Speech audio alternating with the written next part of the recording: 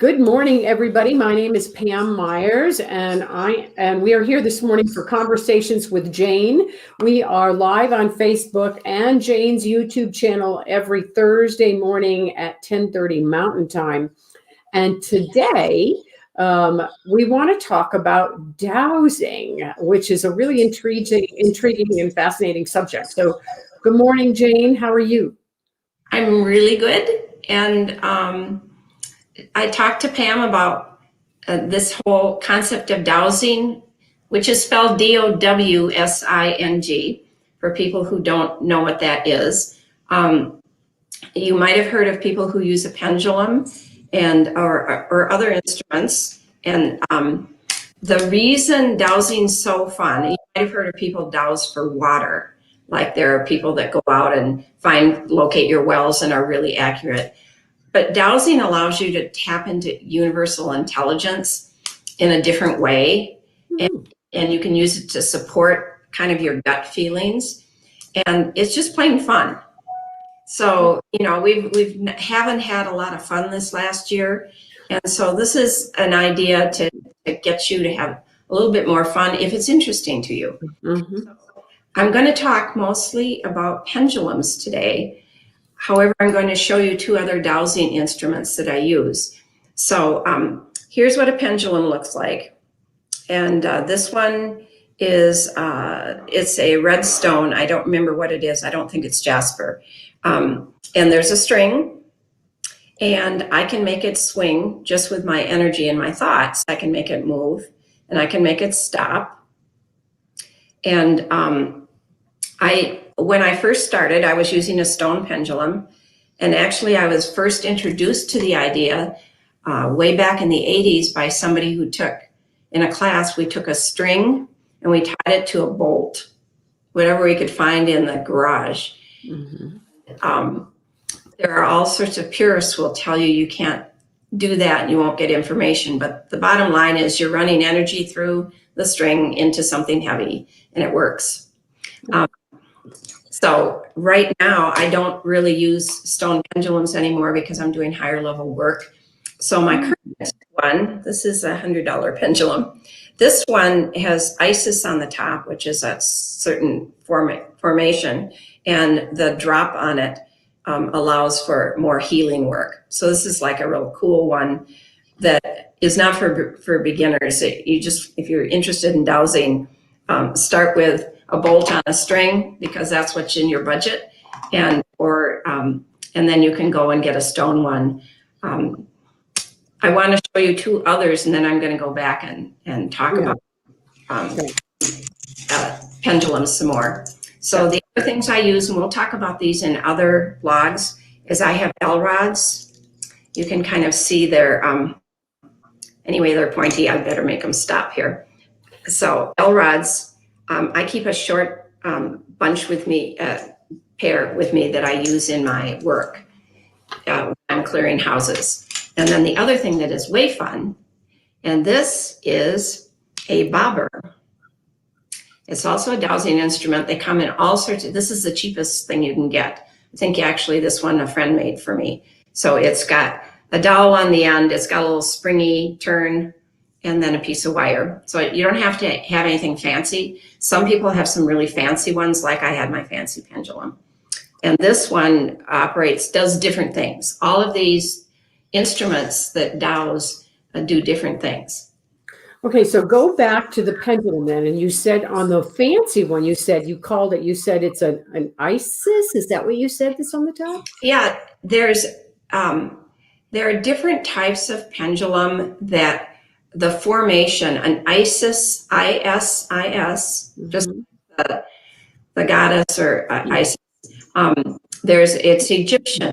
So the Egyptians played a lot around with form. And so they created, there's another pendulum that I have that went missing, that the whole thing is this part up here. And it runs energy, form creates energy. And so the fancier one, it just allows a vortex of energy that is with focused intention. I'm focusing on you as a client, for example, or on myself. will allow an energy field that's maybe a little bit stronger than just using one of these. Yeah. Wow. However, this, by the way, this is really heavy. And this is a lot lighter. So your arm gets a little tired after a while when you're using the heavy ones. Yeah. Um, Can you give us an example of when you've used them before? Like, sure. So when I first started, before I give the example, there's a book out there that's free. So free is good, called Letter to Robin. And it's by Walt Woods, who has already passed on, but he is basically like the father. He's not the only dowser, but he's in the United States kind of a father figure to dowsing. And there was a gal who wrote to him named Robin who had questions about dowsing. So he wrote a book, which is available on the internet for free. And then there's a follow-up one, Letter to Robin 2. And I believe it's letter, not with an S, but look for both. You can download it. It's free. And it gives you some ideas on how to start. What I use when you're first starting using something like this, I usually tell people to ask what your yes and your no answers are. Because when you're first starting, you're trying to find out, should I go out today? Should I do something, whatever it is? Or does he like me? That's a big one that's kind of loaded because you can interfere. Or she like me or whatever. So I use a pendulum with a chart, which you would find, and this is more advanced, but this particular chart is in the Walt Woods book. And it's got all these pieces to it. And the pendulum will swing and move back and forth on the chart, but when I have a focused intention. So how dowsing works is you're asking a question. And if you're not using a chart, then you're asking yes, no questions. Is this food good for me, for example? And maybe good for me isn't the right word. Mm-hmm. But like anything like that, like, is this relationship good for me? Is this job good for me? Right? Anything like that. Yeah. Mm-hmm. Yeah. And you start out with asking yes and no questions, and you start out learning how to be clear with your questions, because the biggest thing that people do is they ask unclear questions and they think they're clear. So start with asking your pendulum, what is my yes? And my pendulum goes counterclockwise. I know it looks clockwise possibly to you, but my pendulum goes counterclockwise if it's yes. And my no goes like this. What is my no? Mm-hmm. And if it goes clockwise when I'm asking a question, which is this way, it is a maybe for me. Mm-hmm. Many people you can program your pendulum if you want to, and some people instruct that. I just figure whatever your body energy is flowing, so let the pendulum decide. But a lot of people, their yes is this way. So think of nodding your head. Yeah. Mm-hmm. And their no goes this way, which is shaking your head, right? So a lot of people, that's what theirs is. But that's your first step. Okay. And if you don't, if you want to go out the garage and get a string and put a bow on it and play around, all the purists will tell you can't do that, and that's not true. You'll probably get better answers or better things when you upgrade. But when you're starting to see, you will get answers. And initially, when I first started, to let you know, when I first started, my yes was my pendulum moved, period. It wasn't a direction. It was my yes.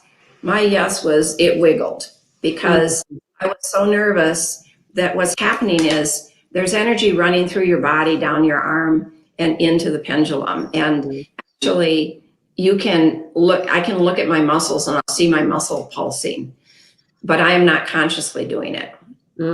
Right. Yeah, that makes sense. And then my no was it wouldn't move at all. And then one day, probably 5 months into playing around, my yes went counterclockwise and my no went this way.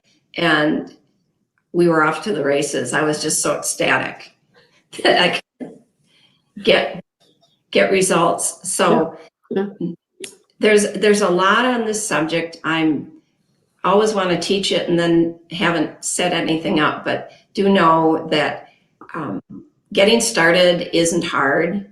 Grab a bolt and a string, tie it together. If you want to get something that's pretty like this, because a lot of us like pretty things to carry around and practice with. The thing about stone pendulums is you do need to clear their energy fairly frequently, because they will collect darker energies. And to clear a pendulum that doesn't clear itself, my other one clears itself, you just need to stick it in salt in the sun, just not wet, just put it in salt and stick it in the sun. Or else you can, the whole full moon, stick it out in the yard in the full moon and it'll clear it. So do you like the full moon in salt? You bury it in salt and then put it in the sun, or do you? Or you just set it on the salt, because the salt is an absorber. Okay. So it'll absorb any darker energies that are there, and you throw the salt away. All right, cool. All right, and we'll touch upon the other ways of dowsing in the next couple of. We don't know if we'll be sequential. You might have to wait, because we might have more to say on the pendulums, but each of the instruments I showed you today are used in slightly different ways because they have different capabilities. The L rods just can go this way, right?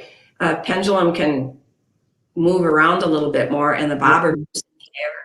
But I wanted to get you excited about something to do that's not going to cost you anything, and might be kind of fun, and might give you access to your intuition in a way that you didn't have before. And it's actually coming a lot from guidance. So think about downloading Letter to Robin, written by Walt Wood. And there's also an American Dowsing Association, which I'm a member of, and they hold conferences twice a year, and you don't have to be a professional. You can just be interested. And they do talks a couple times a month that you can listen into and get information. So awesome. Offering you a new journey. All right. Awesome. Thanks so much, Jane. Yeah. Thanks for listening, everyone. Okay.